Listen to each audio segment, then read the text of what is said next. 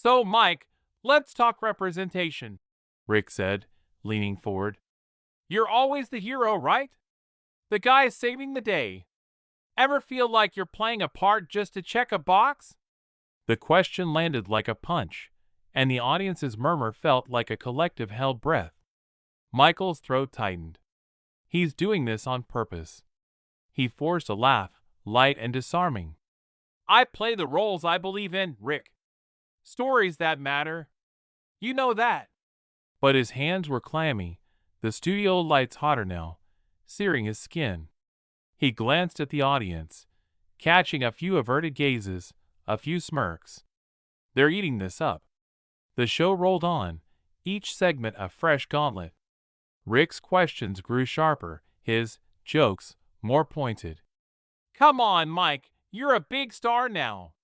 You telling me you don't get tired of all the diversity talk? It's like you're the poster boy for it.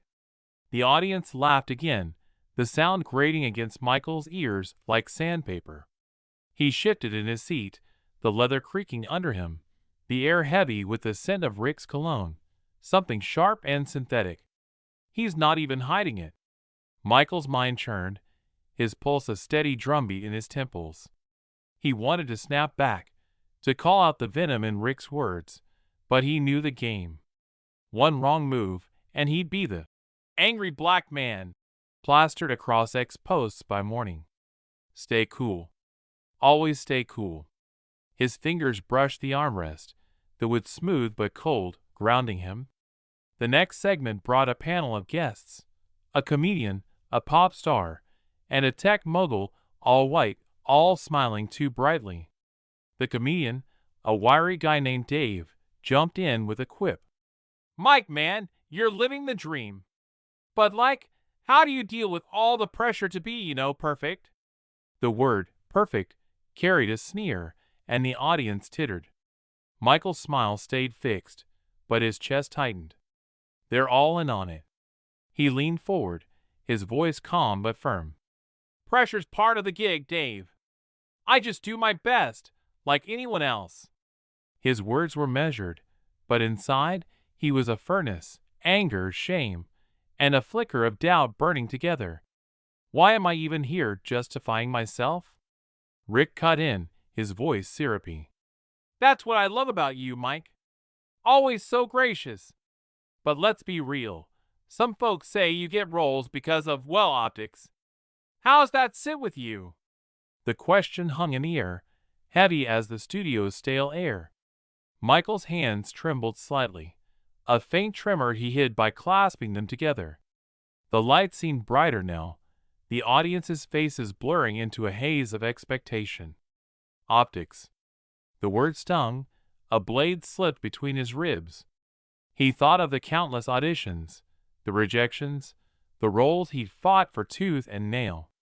His mind flashed to a memory, a casting director years ago muttering, "You're great, but we need someone more universal." The echo of that word, universal, burned now, as real as the sweat prickling his neck. I earn my roles, Rick, Michael said, his voice low, each word deliberate. Same as anyone. Talent, hustle, heart. That's what gets me in the room. The audience clapped, but it was scattered, uncertain. Rick's smile didn't waver, but his eyes flicked to the producer's booth, a silent signal. The segment dragged on, each question a microaggression wrapped in a joke. Dave chimed in again, his tone teasing. Bet you get sick of being the inspiration, right? All that weight on your shoulders. Michael's jaw clenched, the muscles tight, his breath shallow. He wanted to stand, to walk off, but the cameras were rolling, the world watching. They want me to crack. He felt the weight of every gaze, every whisper, every smirk. The studio smelled of dust now, the air heavy with expectation. His heart pounded, a steady rhythm of defiance and dread. He thought of his father, his voice a quiet anchor. Never let them see you break, son. Michael's patience was fraying, each of Rick's barbs a thread pulled loose. The studio felt smaller now, the walls closing in, the air thick with tension. His shirt clung to his back, damp with sweat, and his pulse thrummed in his ears, a low, insistent beat. He'd been here before. Countless rooms, countless faces, all waiting for him to slip, to prove their biases right. But something shifted inside him, a spark igniting in the pit of his stomach. I'm done playing this game.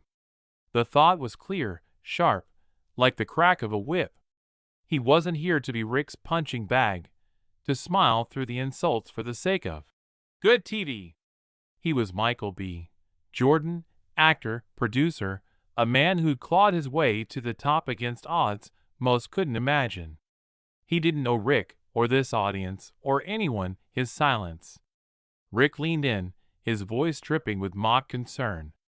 Mike, you've got this golden image, right?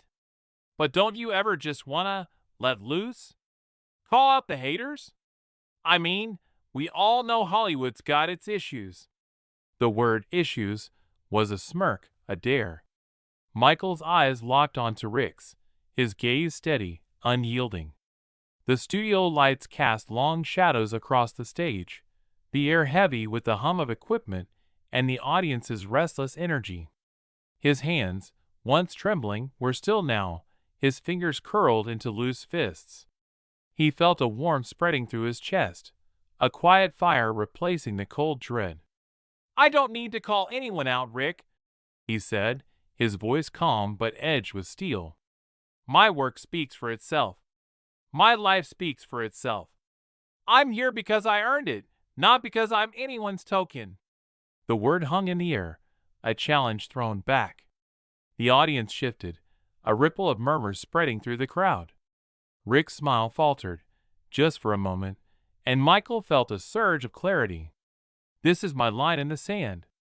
He thought of his family, his community, the kids who looked up to him, who saw in him a reflection of their own potential.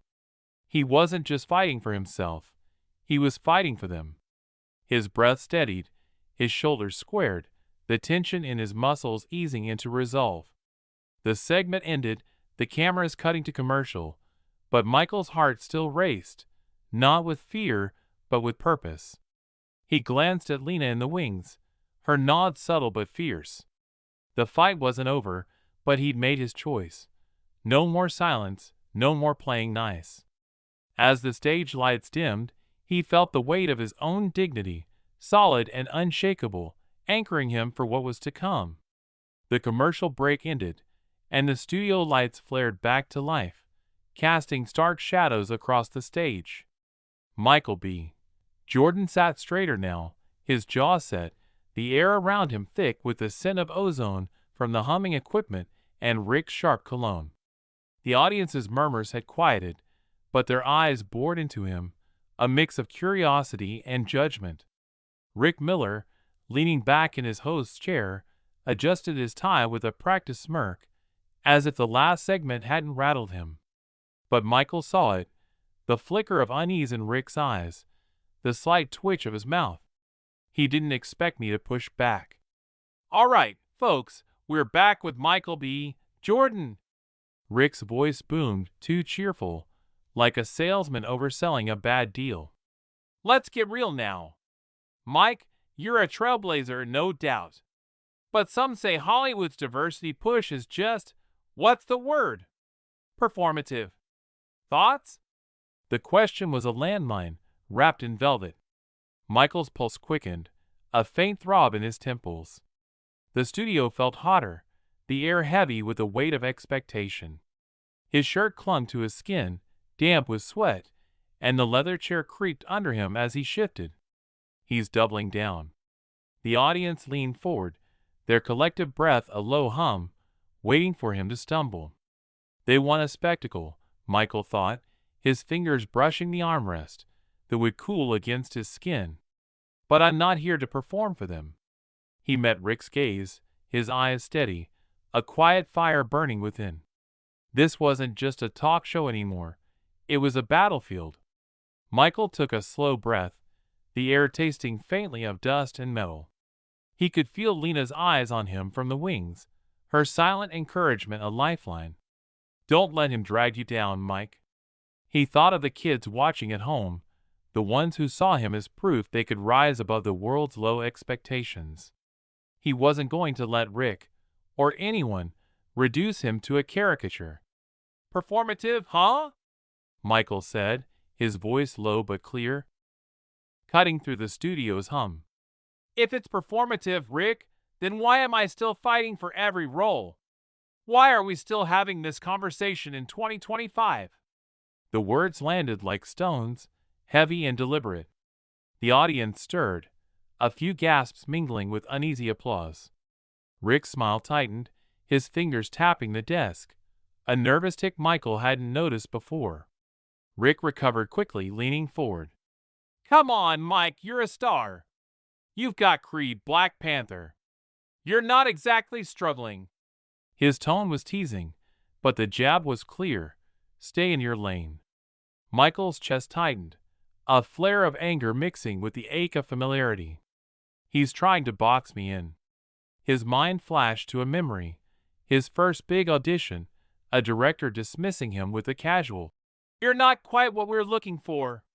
The sting of that moment burned now, as real as the studio's glare. He leaned forward, his elbows on his knees, his voice steady but sharp. "I've worked for every inch, Rick. You don't get to where I am by luck. You know that." The audience clapped, louder this time, but Michael barely heard it. His focus was on Rick, whose grin faltered, his eyes darting to the producer's booth. The comedian, Dave, jumped in, his voice high and grating. "Man, Mike, you're intense. Bet you scare the execs with that passion, huh?" The audience laughed, but it was thinner now, less certain. Michael's hands clenched, the knuckles tight, a faint tremor running through them. "They're trying to make me the punchline." He thought of his father's words, "Never let them see you break." He forced a smile, but his eyes were steel. "Passion's what got me here, Dave. Maybe you should try it sometime." The audience gasped, then laughed, a real laugh this time, not at him but with him. Dave's face reddened, and Rick's chuckle was forced, his fingers drumming faster on the desk. Michael felt a spark of triumph, small but real. "I'm not their prop." He glanced at the stagehand from earlier, the young man giving him a subtle nod, his eyes bright with respect. It was enough to keep Michael grounded, to remind him why he was here.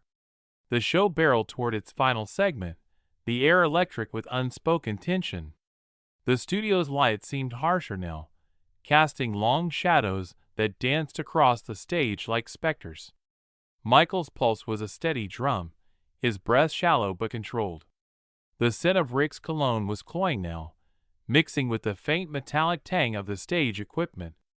The audience was restless, their murmurs a low buzz, like static before a storm. Rick pivoted to a new tactic, his voice smooth but laced with venom. "All right, Mike, let's talk legacy. You're a role model, right? Kids look up to you, especially, well, certain kids." He paused, letting the words hang, the implication clear. "But doesn't that ever feel like a burden? Always having to be the example?" The question was a trap, and Michael felt it close around him like a vice.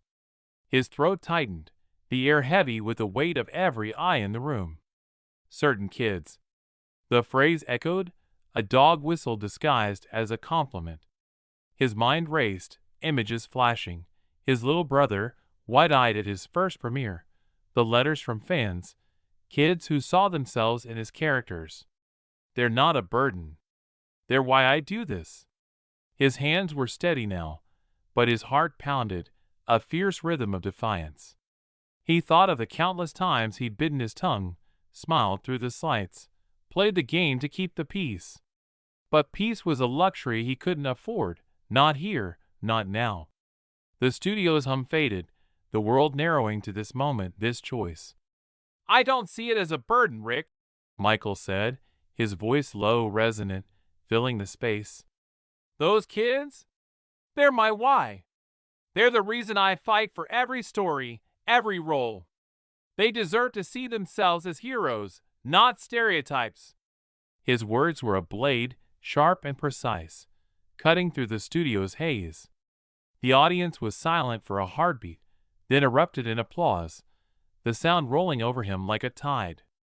Rick's face froze, his smile a brittle mask.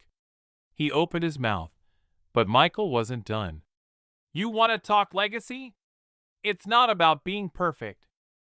It's about showing up every day despite the nonsense, despite the optics. He leaned on the word, throwing it back like a grenade. The audience gasped, then cheered, the energy shifting, tilting in his favor. Dave tried to jump in, his voice shrill. Whoa, Mike, you're preaching now. Save it for the movies. But the laugh he chased didn't come. The audience's eyes were on Michael, their faces a mix of awe, discomfort, and something else, respect, maybe, or recognition. Rick's composure cracked, his fingers gripping the desk. All right, let's keep it light, folks, he said, his voice tight, his eyes darting to the producer's booth. But Michael felt the shift, the ground moving beneath him. I'm not invisible anymore. His chest was warm now, not with anger, but with resolve, his breath steady, his muscles taut but ready. The segment ended, the cameras cutting to a final commercial, but the tension lingered, thick as the studio's stale air. Michael glanced at Lena, her nod fierce, her eyes shining with pride. Jamal, his publicist, gave him a thumbs up, his face split in a rare grin. The stagehand from earlier lingered nearby, his clipboard forgotten, his gaze locked on Michael with something like reverence. As the crew reset the stage, Rick approached, his smile forced. Good stuff, Mike. You're giving us gold tonight. His tone was too smooth, his hand clapping Michael's shoulder too hard.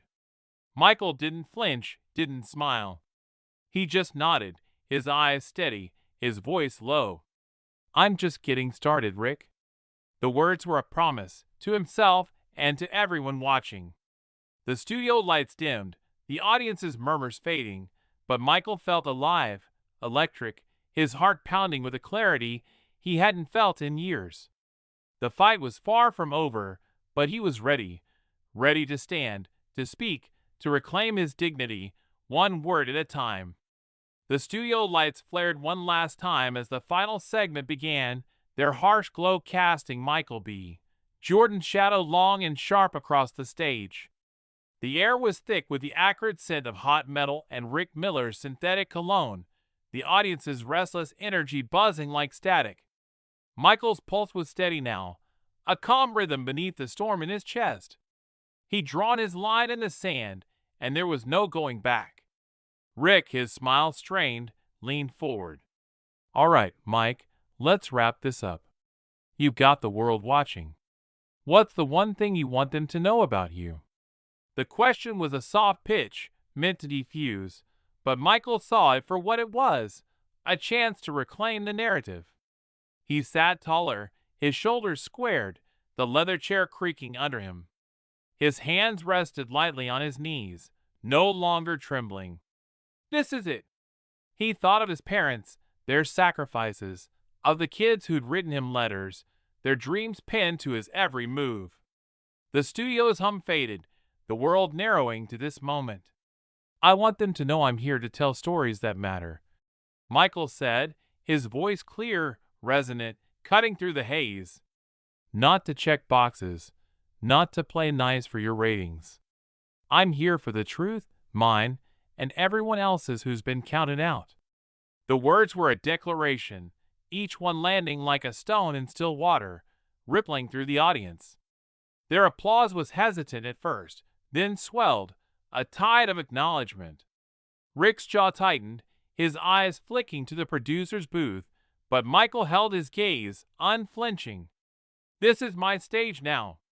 The cameras cut, the studio lights dimmed, and the audience's applause faded into a low murmur. Michael stood, his legs steady despite the adrenaline coursing through him.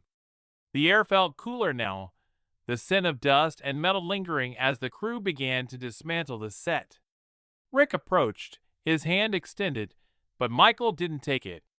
Instead, he nodded, his expression neutral, his eyes saying what his words didn't. "We're done here." Backstage, Lena was waiting, her arms crossed, a rare smile breaking through her usual steel. "You didn't just survive that, Mike. You owned it." Jamal, his publicist, was already on his phone, scrolling through X posts. "It's blowing up out there," he said, his voice tinged with excitement. "They're calling you a king." Michael's chest warmed, but the victory felt bittersweet. He thought of the kids watching, the ones who'd see the clips online, who'd feel seen because he'd spoken up. But he also knew the cost.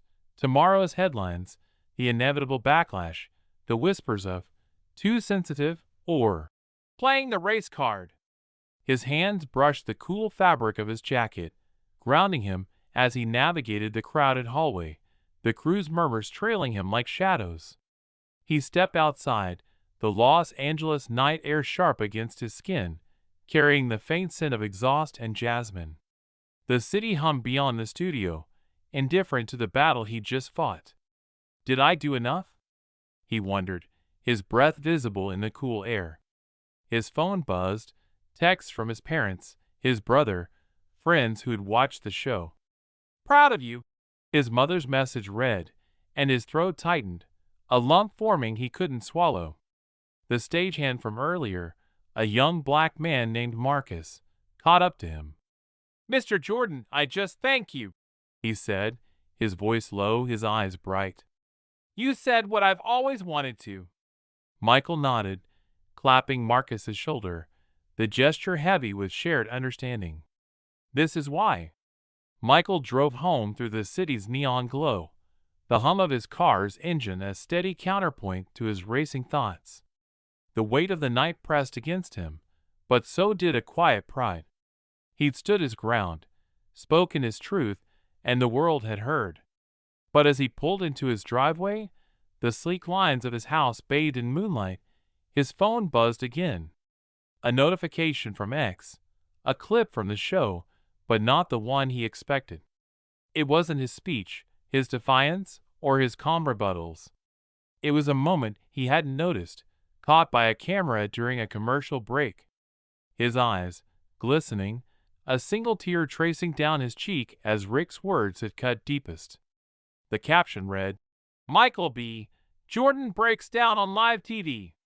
The comments were a flood, some sympathetic, others mocking, calling him weak, oversensitive, a victim. Michael's chest tightened, his breath catching.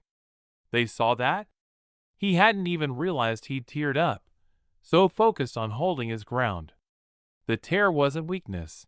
It was the weight of years of slights and struggles, spilling over in a moment of raw humanity. But the world didn't see that. They saw a spectacle, a soundbite, a chance to twist his strength into fragility. He sat in his car, the engine off, the silence heavy. His fingers hovered over the phone, tempted to respond, to explain. But then he thought of Marcus, of his parents, of the kids who'd see beyond the headlines. They'll get it. He didn't need to justify his tears any more than he needed to justify his existence. Michael stepped out, the night air cool against his face, the stars above sharp and unyielding. He thought of his next project, a film about resilience, about a community fighting for its voice. He'd pour this night into it, every jab, every tear, every moment of defiance. The world could spin its narratives, but he'd write his own. As he walked into his house, the door clicking shut behind him, Michael felt a shift, subtle but profound. The tear wasn't his defeat, it was his truth, a testament to the cost of standing tall. He'd carry it, not as shame, but as proof of his humanity, his dignity unbroken. The fight wasn't over, but he was ready, his heart steady, his gaze fixed on the horizon.